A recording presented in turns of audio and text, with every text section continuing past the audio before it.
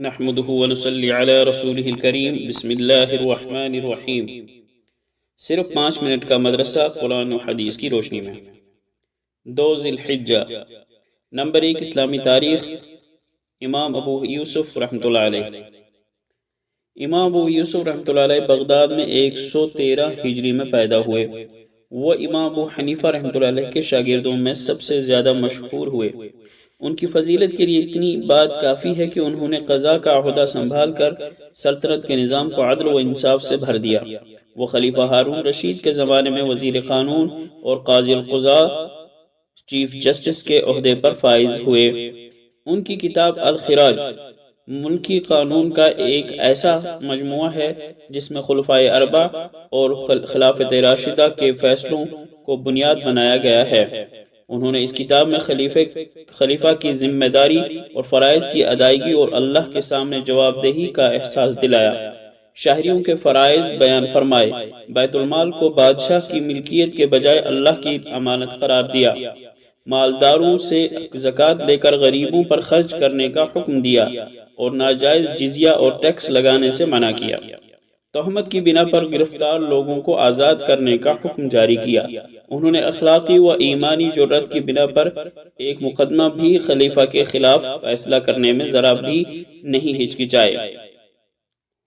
جب انتقال کا وقت قریب آیا تو وصیت فرمائی کہ 4 لاکھ درہم مکہ، مدینہ، کوفہ و بغداد کے غریبوں میں تقسیم کر دیے جائیں۔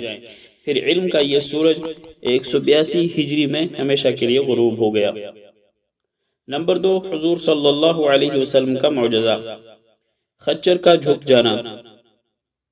حضرت شیبہ رضی اللہ عنہ روایت کرتے ہیں کہ رسول اللہ صلی اللہ علیہ وسلم نے حضرت عباس رضی اللہ عنہ سے فرمایا، عباس کچھ کنکریاں اٹھا کر دو۔ فوراً آپ صلی اللہ علیہ وسلم کا خچر اللہ تعالیٰ کے حکم سے نیچے ہو کر اتنا جھک گیا کہ اس کا پیٹ زمین سے لگنے کے قریب ہو گیا۔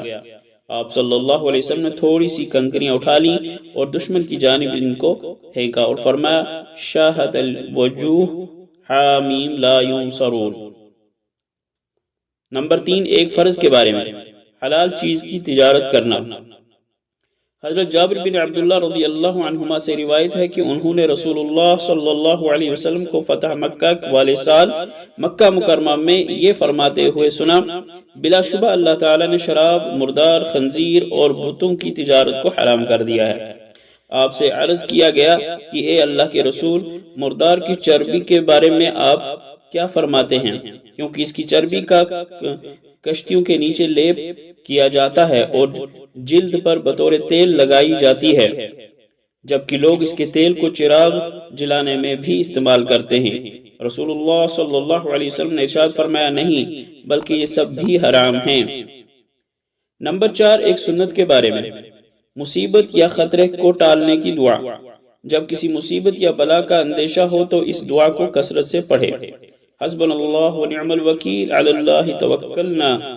ترجمہ، ہمارے لیے اللہ کافی ہے اور وہ بہترین کام بنانے والا ہے، ہم اسی پر بھروسہ کرتے ہیں۔ نمبر 5 ایک اہم عمل کی فضیلت، مسجد نبوی میں 40 نمازوں کا ثواب۔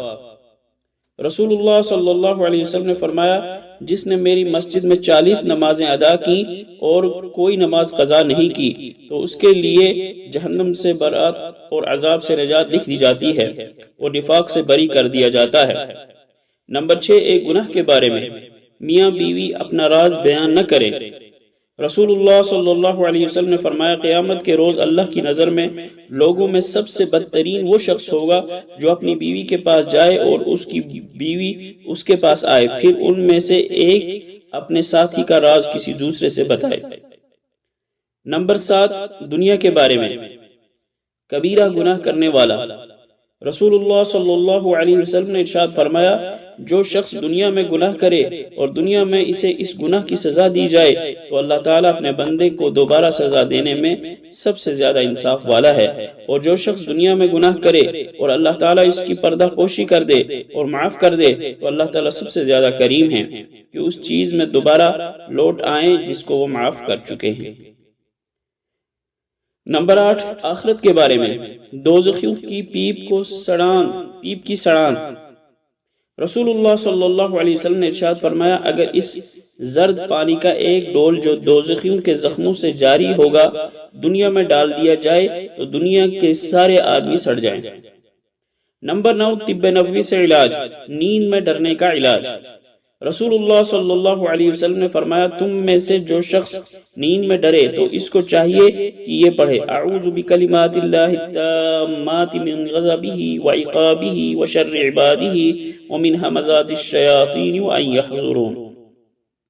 ترجمہ، میں اللہ کے کلمات کی پناہ چاہتا ہوں اس کے غصے سے اور اس کی سزا سے اور اس کے بندوں کے شر سے اور شیاطین کے وساوس سے اور اس سے کہ وہ میرے پاس حاضر ہوں تو شیطان اس کو ہرگز نقصان نہیں پہنچائے گا۔ نمبر 10 نبی صلی اللہ علیہ وسلم کی نصیحت، ثواب کی نیت سے قربانی کرو۔ رسول اللہ صلی اللہ علیہ وسلم نے فرمایا لوگو قربانی کرو اور جانور کے خون کے بدلے ثواب کی نیت رکھو، اس لیے کہ خون اگرچہ زمین پر گرتا ہے لیکن حقیقت میں وہ اللہ کی حفاظت میں چلا جاتا ہے۔